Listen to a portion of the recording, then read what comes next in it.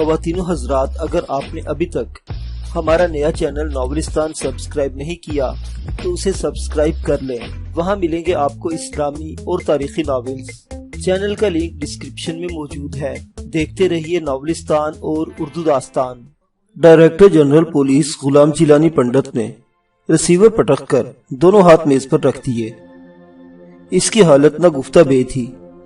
لال چوک سے امر سنگھ کالج کی طرف جانے والا جلوس اندازوں کے برخلاف بہت بڑا تھا۔ اسے اتنے بڑے جلوس کی توقع نہیں تھی۔ اس کے نزدیک سب سے بڑی بات یہ ہوئی تھی کہ جلوس سے خطاب کرنے والا وہ شخص جس کو گرفتار کرنے کے لیے دن رات ایک کر دیے گئے تھے، کسی چھلاوے کی طرح غائب ہو گیا۔ اس کے بارے میں آخری اطلاع یہ تھی کہ وہ جیپ سے اترا اور ہجوم میں گم ہو گیا۔ بظاہر اس کا نام امتیاز تھا، لیکن غلام جیلانی پنڈت کو یقین تھا کہ یہ وہ شخص امتیاز نہیں۔ پولیس کو اس کی جو تصاویر ملی تھی وہ سب انتہائی گھٹیا تھی۔ کہیں سائیڈ پوز تھا تو کہیں تصویر اتنی دھندلی تھی کہ چہرہ دکھائی نہیں دے رہا تھا۔ مخبروں نے جو اطلاع دی تھی وہ متضاد تھی۔ کسی نے اسے سرخ و سفید لکھا تھا تو کسی نے سانولا۔ کسی رپورٹ میں اس کا قد دراز تھا تو کسی میں پستہ قامت۔ صرف آئی بی کی رپورٹ میں یہ تھا کہ وہ شخص حال ہی میں ہائی کورٹ کی عمارت میں نظر آیا تھا۔ آئی بی کو یہ رپورٹ جو ابھی ٹیلی فون پر ملی تھی ناکافی مگر اہم تھی۔ ڈی جی پولیس نے آئی بی کو ہدایت کی تھی کہ وہ فالو اپ کریں۔ ٹیلی فون کی گھنٹی دوبارہ بجی تو پنڈت نے فوراً چونگا اٹھا لیا۔ ڈی جی پی سپیکنگ۔ اس کا لہجہ شکستہ تھا۔ جلوس اب امر سنگھ کالج کے عقمے میدان کی طرف آ رہا ہے۔ میدان میں لوگ پہلے ہی موجود ہیں۔ کیا انہیں منتشر کرنے کے لیے آنسو گیس پھینکنے کی طے شدہ حکمت عملی برقرار رہے گی؟ پوچھنے والا special squad sub inspector Idris تھا، جس کی ذمہ داری یہ تھی کہ وہ لوگوں کو میدان میں جمع نہ ہونے دے۔ اس کے لیے ادریس نے میدان میں پانی چھوڑ دیا تھا، لیکن اس کے باوجود لوگ جوک در جوک فاتح خوانی میں شرکت کے لیے وہاں پہنچ رہے تھے۔ ابھی جلوس آنا باقی تھا۔ تم سب نااہل ہو، پنڈت چلا اٹھا۔ اب کیا پوچھ رہے ہو؟ اس وقت کیوں نہیں پوچھا جب لوگ پانی چھوڑے جانے کے باوجود میدان میں داخل ہو رہے تھے؟ اس لیے کہ اتنے لوگوں کو منتشر کرنا اس وقت بھی مشکل تھا اور اب بھی مشکل ہے۔ یہ تمہارا اعتراف شکست ہے؟ ڈی جی پی نے غرا کر کہا۔ نہیں، اعتراف حقیقت۔ سر ایک بات پوچھوں، کیا آپ ہزاروں لاکھوں افراد کے مجمع کو قوت کے زور پر قابو کر سکتے ہیں؟ کیا آپ بک رہے ہو؟ غلام جیلانی پنڈت نے پہلو بدلتے ہوئے بڑے غصے سے کہا۔ میں حقیقت عرض کر رہا ہوں جناب۔ سب انسپیکٹر ادریس کا انداز بے حد جارحانہ تھا۔ یہاں اگر جنرل ڈائر بھی ہوتا تو بھاگ نکلتا۔ میں تو ایک کشمیری مسلمان ہوں۔ تم حکم عدولی کے مرتکب ہو رہے ہو۔ غور سے سنو، تمہارے پاس جتنی بھی طاقت ہے وہ استعمال کرو۔ میرے پاس آنسو گیس کے گولے ہیں جناب، اور یہ گولے میں نہتے لوگوں پر استعمال نہیں کر سکتا۔ تب پھر چارج انسپیکٹر بدر عالم کو دے کر ہیڈ کوارٹر میں رپورٹ کرو۔ اب یہ بھی مشکل ہے۔ میں نے اپنی اخلاقی ذمہ داری نبھانے کے لیے آپ کو فون کیا ہے کہ میں بھارتی غلامی میں مزید نہیں رہ سکتا۔ میں وردی اتار کر حریت پسندوں میں شامل ہو رہا ہوں۔ خدا حافظ۔ ہیلو ہیلو، پنڈت دھاڑنے لگا، مگر دوسری طرف سے اب صرف سائیں سائیں کی آواز آ رہی تھی۔ ادریس رابطہ منقطع کر کے جا چکا تھا۔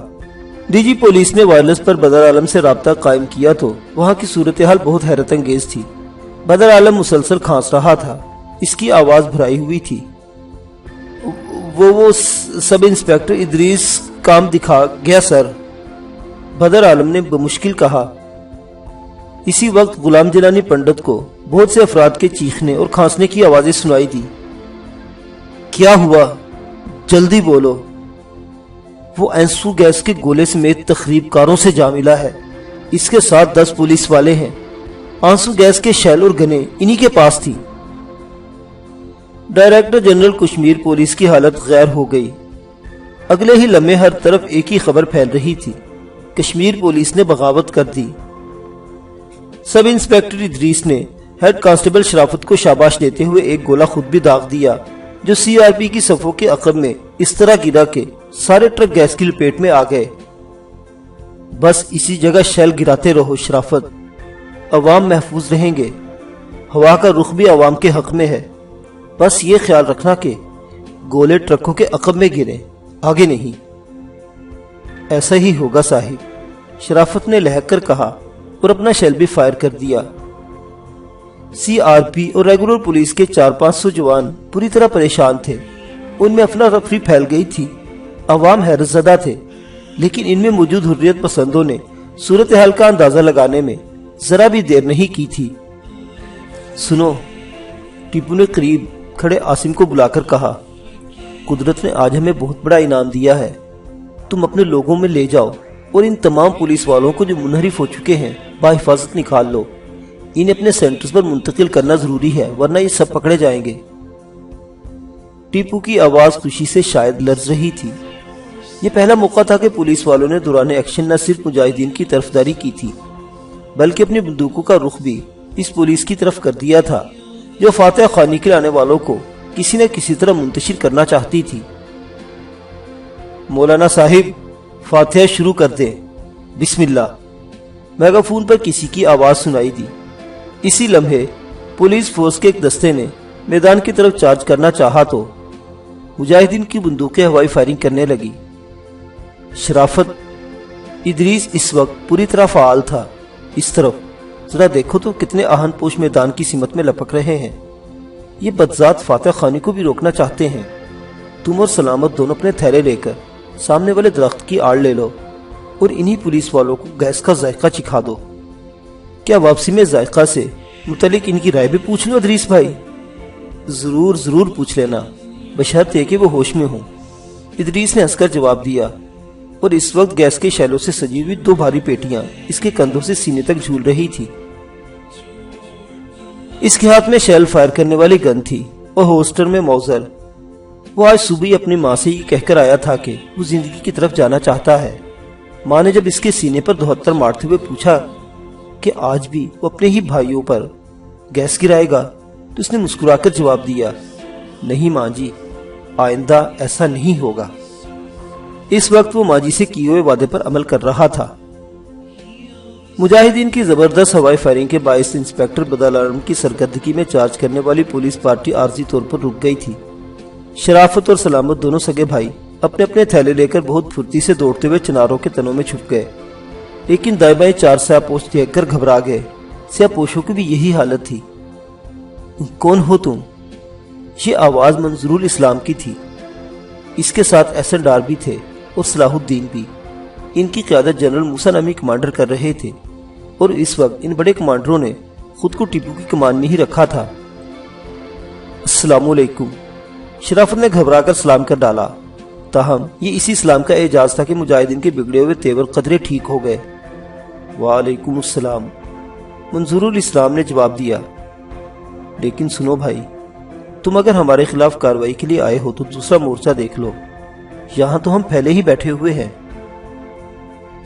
ہم آپ کے ساتھ ہیں جناب، بالکل نئے ساتھی، سلامت نے سر ہلاتے ہوئے کہا۔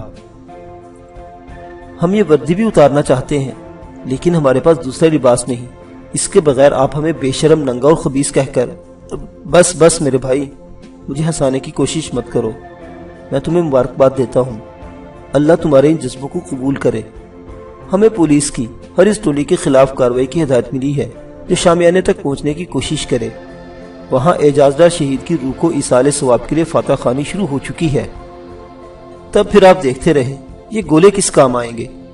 شرافت نے اپنے تھیلے سے سرخ رنگ کے شیل نکال کر گن میں فائر کرتے ہوئے کہا، 1 منٹ۔ ایسن ڈار کلانچ بھر کر آگے گئے۔ وہاں انہوں نے بہت تیزی سے ایک برسٹ مارا۔ اس برسٹ کی آواز سنتے ہی ایک بختربند گاڑی واپس چلی گئی۔ یہ بختربند گاڑی میدان میں ہی لائی جا رہی تھی۔ ایسن ڈار الٹی چھلانگ لگا کر عین اسی جگہ پہنچ گئے جہاں سے انہوں نے زکند لگائی تھی۔ تو میں یہ کہہ رہا تھا کہ گیس کے یہ گولے ہمارے ہی آنکھوں سے چشمہ شاہی کا پانی خارج کرنا نہ شروع کر دیں۔ آپ دیکھتے رہیں۔ اجازت؟ سلامت نے گن سیدھی کر لی۔ بسم اللہ میرے مجاہد بھائی۔ وہ سب ان دونوں کو بڑی محبت سے دیکھ رہے تھے۔ سی آر پی کے 2 ٹرک جن کا رخ میدان کی طرف تھا ان کا شکار بنے۔ دونوں شیل ٹھیک ٹرکوں پر گرے۔ ان میں موجود درجنوں افراد نے حواس باختہ ہو کر چھلانگیں لگا دی۔ جو سب سے پہلے نیچے کودے تھے خسارے میں وہی رہے، کیونکہ ابھی انہیں اٹھنے کی مہلت بھی نہیں ملی تھی کہ ان کے اپنے ساتھی ان پر کود گئے۔ یہ پولیس کے ہاتھی تھے، اپنے ہی فوج کو روند رہے تھے۔ اسی وقت ایک اور تماشا ہوا۔ گیس سے متاثر ہونے والے ٹرک ڈرائیور نے گاڑی ریورس کی تو کم از کم 6 افراد اس کے بھاری پہیوں کے نیچے آ کر کچلے گئے۔ ان کی ہڈیاں درجنوں جگہوں سے ٹوٹ گئی۔ پھر تو ہر طرف ہاہاکار مچ گئی۔ خوف نے پولیس کو اپنی گرفت میں لے لیا۔ مزید 2 شیل ٹرکوں کے دائیں بائیں گرے تو بھگدڑ سی مچ گئی۔ انسپیکٹر بدر عالم نے ٹھوکر کھائی۔ وہ گندے پانی کی نالی میں اس طرح گرا کہ غلاظت کے اس کا منہ چھپ گیا۔ وہ گھبرا کر اٹھا تو اس کے ماتحت گھن کھا کر اس سے دور ہو گئے۔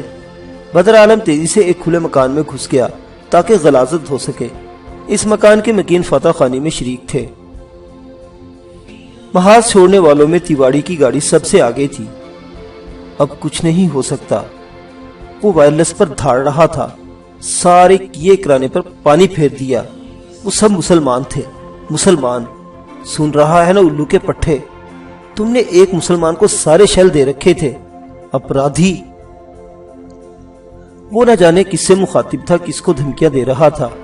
دوسری طرف 10 کے 10 پولیس والے جو پل بھر میں حریت پسند بن گئے تھے، ایک بند گاڑی میں کسی نامعلوم مقام کی طرف جا رہے تھے۔ ان کی گاڑی آسن خود ڈرائیو کر رہا تھا اور اسے ایسا محسوس ہو رہا تھا جیسے وہ اس دور کے انتہائی اہم، بہت مبارک اور عظیم انسانوں کی گاڑی چلا رہا ہے۔ تمہارا نام کیا ہے میرے سیاپوش بھائی؟ ادریس نے پوچھا۔ وہ بہت خوش نظر آ رہا تھا۔ بات میں بات اس کا جاندار کہکہا گاڑی کو ہلائے دے رہا تھا۔ ادریس عاصم نے سب انسپیکٹر کی وردی پر لگی ہوئی نام کی پٹی دے کر جواب دیا۔ واہ کیا کہنے، خوب گزرے گی جو مل بیٹھیں گے دیوانے دو۔ ویسے بھائی میں تمہارا وہ نام پوچھ رہا ہوں جو میرے چچا چچی نے رکھا ہوگا۔ عاصم ہنس پڑا۔ اس کی آنکھوں میں اس وقت بڑی نرمی تھی۔ کمال ہے یار، تم ہنس بھی لیتے ہو۔ واہ بھائی شرافت میاں، دیکھا تم نے؟ بھائی سیاپوش تبسم فرما رہے ہیں۔ انسان ہنسے مسکرائے نہ تو انسان تو نہ رہا۔ ویسے جلوہ دکھانے کی فیس کیا ہے سرکار کی؟ عاصم نے بات پھر ٹال دی۔ ان کی گاڑی جس پر پولیس لکھا ہوا تھا تھانے کے سامنے سے گزری تو کسی نے تعرض نہ کیا۔ اعتراض کا جواز بھی تو نہیں تھا۔ کئی پولیس والے پولیس کی گاڑی میں جا رہے تھے اور بس ہاں کسی نے یہ محسوس نہیں کیا کہ گاڑی چلانے والا نقاب پوش میں ہے۔ پولیس کی یہ وین ہندواڑہ پہنچ کر ایک بڑے مکان میں داخل ہو گئی۔ یہاں ایک پورا گروپ نئے مجاہدین کے استقبال کی تیاری کے لیے موجود تھا۔ وہ سب اس طرح گلے ملنے لگے جیسے برسوں سے بچھڑے ہوئے یار غار ہوں۔ ایک بڑے کمرے میں سب کی تواضع کی گئی۔ وہ بھوکے تھے، لہٰذا کشمیری پلاؤ اور بھیڑ کے تکے لائے گئے۔ اس کے بعد قہوے کا دور شروع ہوا تو عاصم اپنے عام لباس میں داخل ہوا۔ پولیس والے جو اب وردیوں کی لگا عام شلوار قمیض پہنے ہوئے تھے، اسے دیکھ کر ساکت ہو گئے۔ شاید دوستوں کی اس محفل میں کسی اجنبی کی آمد انہیں اچھی نہیں لگی تھی۔ انہیں پہچانا؟ ٹیپو نے ادریس سے پوچھا۔ نہیں، پہلے تو کبھی نہیں دیکھا۔ تو اب غور سے دیکھ لو۔ ہاں عاصم، جلوہ دکھانے کی فیس کتنی لے رہے ہو؟ ٹیپو نے شوق انداز میں پوچھا۔ یہ جملہ سنتے ہی ادریس اچھل پڑا، مگر شرافت نے پہل کی۔ وہ تیزی سے لپکا اور اس نے عاصم کو باہوں میں بھر کر چٹپٹ کئی پیار لے ڈالے۔ سلامت اور ادریس بھی اس کی طرف آ رہے تھے۔ حضرت، عاصم نے دونوں ہاتھ کھڑے کر دیے، اگر سب دوست میرے ساتھ یہی کچھ کرنے کا ارادہ رکھتے ہوں تو میں ڈریکولا کا ماسک پہن کر ابھی آیا۔ ارے جاتے کہاں ہو یار؟ ادریس نے اسے گلے سے لگا لیا۔ کمرہ کہوں سے گونجنے لگا۔ کچھ دیر بعد جب محفل معمول پر آئی تو سکندر بھی آ گیا۔ زوبی، شہلا، کنول، تانیہ یہ سب اس کے ساتھ تھی۔ انہیں محض اس خدشے کے پیش سے نظر یہاں لایا گیا تھا کہ کہیں مخبروں نے ان کے حلیے پولیس تک نہ پہنچا دیے ہوں۔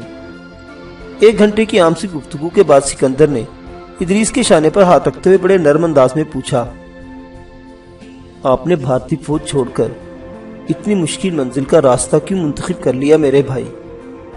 اب وہی حرف جنوں سب کی زبان ٹھہری ہے، جو بھی چل نکلی ہے وہ بات کہاں ٹھہری ہے؟ ادریس کے اس جواب پر تمام لوگ حیرت زدہ رہ گئے۔ زوبی نے معنی خیز نظروں سے سکندر کی طرف دیکھا ٹیپو نے برا سا منہ بنا لیا۔ اسے یقین تھا کہ جواب میں شیر ضرور آئے گا، اور ہوا بھی یہی۔ سکندر نے شیر سن کر پہلے تو ادریس کو ایسے دیکھا جیسے کوئی مافوق البشر چیز سامنے ہو، مگر پھر وہ مسکرانے لگا۔ ہاں ادریس صاحب، آپ نے ٹھیک ہی کہا۔ آج تک شیخ کے اکرام میں جو شیطی حرام، اب وہی دشمن دیں، راحت جاں ٹھہری ہے۔ ادریس تو اچھل پڑا۔ اس نے سکندر کے دونوں ہاتھ تھام لیے۔ ہم پیر بھائی ہیں۔ اس کی آنکھوں میں بہت تیز چمک تھی۔ پیر بھائی کیسے ہوئے؟ شاعر بھائی کہہ سکتے ہو، زوبی ہنس کر بولی۔ میرا خیال ہے کہ غالب کے شعر تھے۔ ٹیپو نے اس گفتگو سے الگ تھلگ رہنا مناسب نہیں سمجھا۔ نہیں، فیض کے، ادریس بولا۔ تم بتاؤ سکندر۔ یہ فیض کے اشعار تھے جانے برادر، سکندر نے ہنس کر جواب دیا۔ تو یہ طے پا گیا کہ تم دونوں مل کر میری مخالفت کرو گے۔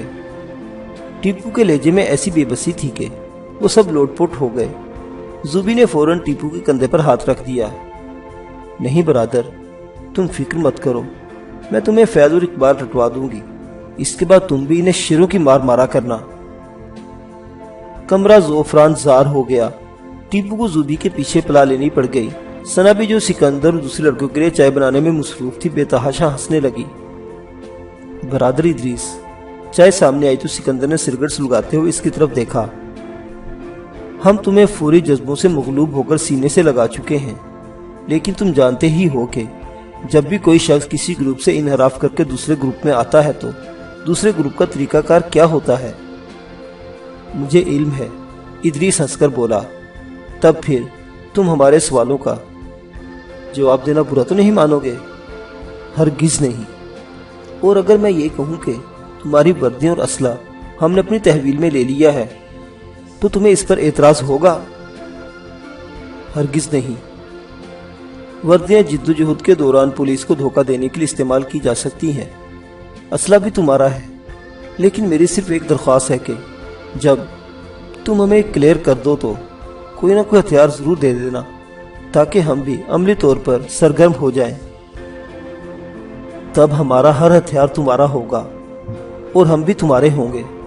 سکندر نے اس کا شانہ تھپ تھپاتے ہوئے جواب دیا۔ ہم تو اب بھی تمہارے ہیں حسین دوست۔ ادریس نے اسے گلے سے لگا لیا۔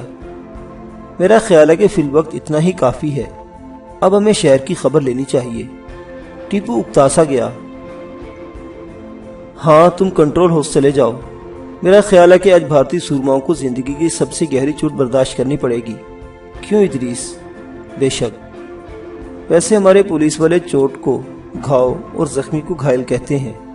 یوں کہہ لگے کشمیری پولیس کو اتنے گھاؤ ملیں گے کہ گھائل گھٹ ہونے کے قریب ہے۔ زوبی بے ساختہ طور پر ہنس پڑی۔ دوسری لڑکیاں پہلے ہی مسکرا رہی تھی۔ سکندر ادریس اور اس کے ساتھیوں کو لے کر زیر زمین کمرے میں چلا آیا۔ یہاں کے حالات دیکھ کر ادریس کی آنکھیں پھٹی رہ گئی۔ مواصلات کا اتنا منظم نظام اس نے کہیں نہیں دیکھا تھا۔ 2 طاقتور ٹرانسمیٹر اور وائرلیس ایک طرف رکھے ہوئے تھے، ان کے ساتھ ٹیپ ریکارڈر کے اسپول بھی تھے۔ ایک طرف چھوٹے سے کمپیوٹر پر امر سنگھ کالج کا نقشہ لرز رہا تھا۔ ٹیلی پرنٹر پر وہ خبریں آ رہی تھی جو اخباروں کے لیے تھی۔ ایک اور ٹیلیکس مشین پر پیغام آ رہا تھا۔ سکندر ادریس کو اس طرف لے کر نہیں گیا۔ یہ پیغام تم جیسے دوستوں کی طرف سے آ رہے ہیں بھائی، سکندر نے کہا۔ وہ باغی پولیس افسر کی حیرت بھانپ چکا تھا۔ شاندار، بہت شاندار، خدا کی قسم بہت ہی اعلیٰ۔ ادریس بڑبڑانے والے انداز میں سر جھٹکنے لگا۔ آؤ اب ذرا میٹنگ روم میں چلتے ہیں، سکندر نے دھیرے سے کہا۔ باقی بھائیوں کو تم سے زیادہ کسی پوچھ گچھ کا سامنا نہیں کرنا ہوگا۔ بسم اللہ برادر، ادریس ہنس پڑا۔ دونوں ایک چھوٹے سے کمرے میں داخل ہوئے جہاں ایک لڑکی صفائی کر رہی تھی۔ وہ سکندر کو دیکھتے ہی سلام کرنے کے بعد وہاں سے نکل گئی۔ بیٹھو، سکندر نے کرسی کی طرف اشارہ کیا۔ اس کمرے میں لکڑی کی ایک عام سی میز کے گرد آمنے سامنے 2 سیدھی کرسیاں رکھی ہوئی تھی۔ ادریس ایک کرسی پر ٹیک لگا کر بیٹھ گیا۔ سکندر نے میز کے نیچے سے ایک چھوٹا سا ٹیپ ریکارڈر نکال کر اس میں نیا کیسٹ ڈالا اور پھر انتہائی نرم لہجے میں بولا۔ یہ گفتگو ٹیپ کرنی ضروری ہے ادریس۔ ٹیپ شدہ کیسٹ ہم اپنے لوگوں کو بھیج دیں گے جو جلد از جلد تمہارے جواب کی تصدیق کر کے ہمیں رپورٹ دیں گے۔ اس مرحلے میں کتنے دن لگیں گے؟ ادریس نے سگریٹ سلگا لی۔ زیادہ سے زیادہ 48 گھنٹے۔ اس کے بعد تم گروپ ڈسپلن کے تحت آ جاؤ گے، ہم سب کی طرح۔ ٹھیک، یہ زیادہ کڑی شرط نہیں، ادریس نے مسکرا کر جواب دیا۔ معزز سامعین حضرات، کہانی ابھی جاری ہے، بقیہ واقعات اگلی قسط میں۔ دیکھتے رہیے اردو داستان۔ اللہ حافظ۔